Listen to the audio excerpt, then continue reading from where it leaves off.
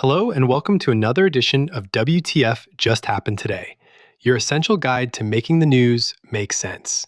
It's Thursday, February 26th, 2026, and I'm Matt Kieser. Today's edition was written and edited by me, and this audio version was narrated using text-to-speech and a clone of my voice. Same stories, just rewritten for audio. Now, here's what just happened today. First up, pro-Trump activists circulated a 17-page draft executive order urging Trump to declare an election emergency and use it to impose federal voting rules. The draft called for limits on mail ballots and voting machines and cited alleged Chinese interference in 2020 as the basis for a national emergency. A U.S. intelligence review found China considered influence efforts in 2020 but didn't carry them out, and courts already blocked parts of Trump's earlier election order. Next, the Trump administration believes the politics are a lot better if the Israelis attack Iran first, expecting that Tehran's retaliation would build U.S. support for American attacks. The U.S. deployed F-22 Raptor fighter jets to an Israeli airbase for a potential wartime mission, as U.S. and Iranian negotiators held indirect talks in Geneva that ended without a deal, though Oman and Iran reported significant progress. Meanwhile, Democrats and some Republicans moved to force votes next week, requiring congressional authorization before any Iran attack. In other news, the FBI subpoenaed phone toll records for Kash Patel and Susie Wiles in 2022 and 2023 during special counsel Jack Smith's investigation into Trump's efforts to overturn the 2020 election and his mishandling of classified documents. Both were private citizens at the time, and it was unclear whether Patel, now FBI director, or Wiles, now White House chief of staff, were targets.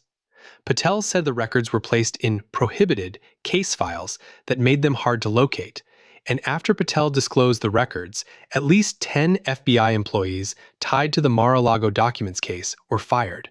Also, Hillary Clinton's closed-door deposition before the House Oversight Committee's Jeffrey Epstein investigation was briefly paused after an unauthorized photo from inside the room was posted on social media.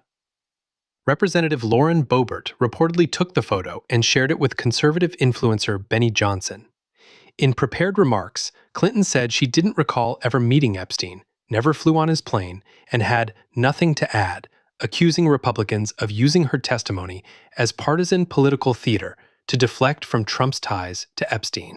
Meanwhile, a federal judge ruled that the IRS violated federal privacy law approximately 42,695 times by sharing taxpayer addresses with ICE.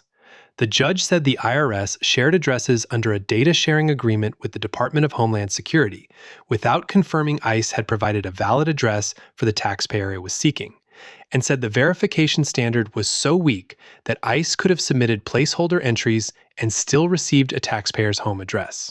Finally, the U.S. recorded net negative migration in 2025 for the first time since the Great Depression. The U.S. population lost an estimated 150,000 people last year, with total in-migration falling to about 2.6 to 2.7 million, down from almost 6 million in 2023. That's all for now. You can find the full edition and all the cited sources at WTFJHT.com. And if you have a minute, help me improve this audio edition, WTFJHT.com/feedback. Thanks for listening. I'm Matt Kieser, and I'm glad you're here.